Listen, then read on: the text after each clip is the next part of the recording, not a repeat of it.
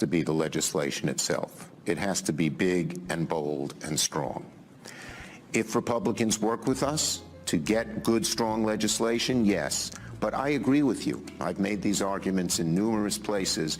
Look at 2008, where we spent a year and a half trying to get something good done, ACA, Obamacare, and we didn't do all the other things that had to be done. Folks, so it means a lot to me if you guys can subscribe to my channel. Everybody, let's get into the most important news first. Joe Manchin confirmed Sunday that he would not vote for President Biden's $3.5 trillion spending plan. Joe Manchin, everybody, holds a key vote in a narrowly divided Senate. He was asked by CNN about Chuck Schumer saying that he will move full speed ahead with the package.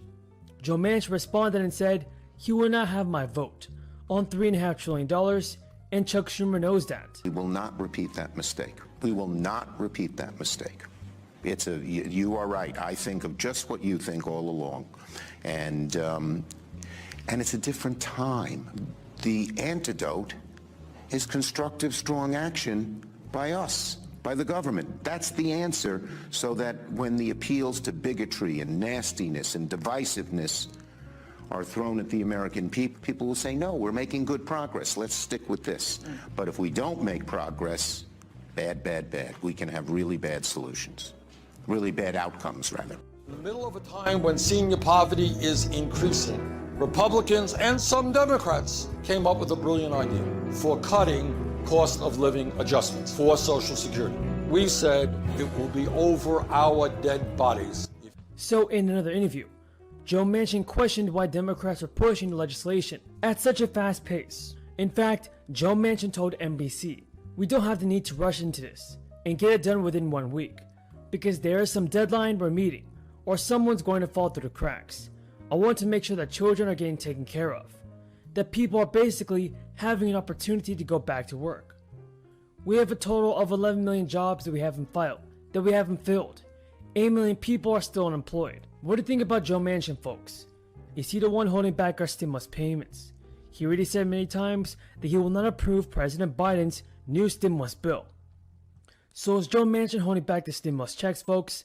Tell me what you think in the comments below. Now everybody, for Bernie Sanders, this is what he's saying about the fourth stimulus bill, as well as Joe Manchin. Bernie Sanders said, "It's absolutely not acceptable to me. I don't think it's acceptable to the president, to the American people, or to the majority of the people in the Democratic caucus. This is a consequential bill. It is hard to put a bill like this together. And at the end of the day, I believe we will." So folks, the massive $3.5 trillion 10-year plan would address a number of Biden's priorities, like education, climate change, and immigration. Joe Manchin urged Schumer to slow down and give lawmakers more time to discuss the spending bill and how it will be funded. Bernie Sanders said he's willing to give lawmakers more time to discuss the package, but insisted the time is ticking. House Democrats want to raise the corporate rate to 26.5% as part of nearly $3 trillion in tax increases to defray the cost of the next big spending package, which while boosting the top rate for individuals to 39.6%.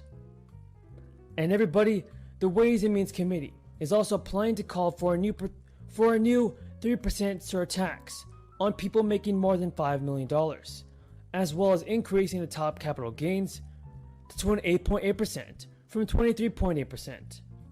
Representative Richard Neal also wants to raise taxes on multinational corporations, overseas profits, tighten estate tax rules, and pared back deductions for some unincorporated businesses.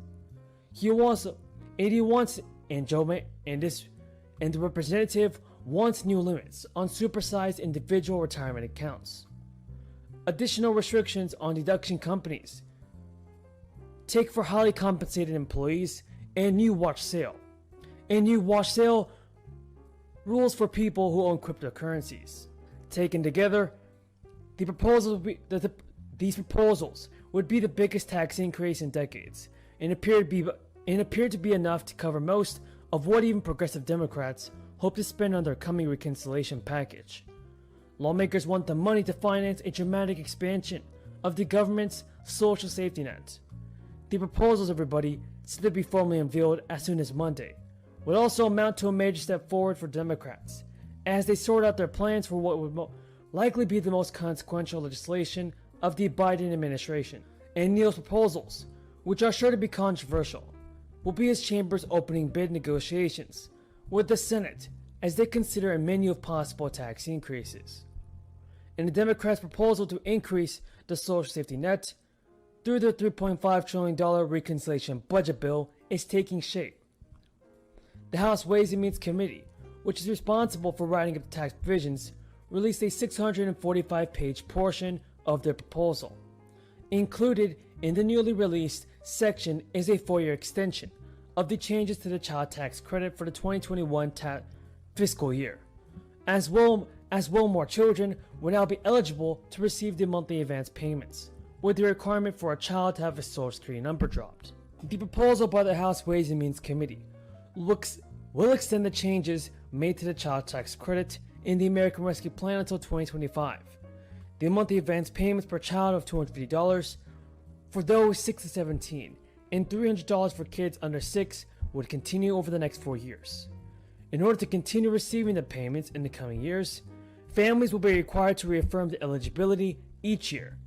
The IRS will maintain the online portal if created for parents to update the information as their financial or family situation changes.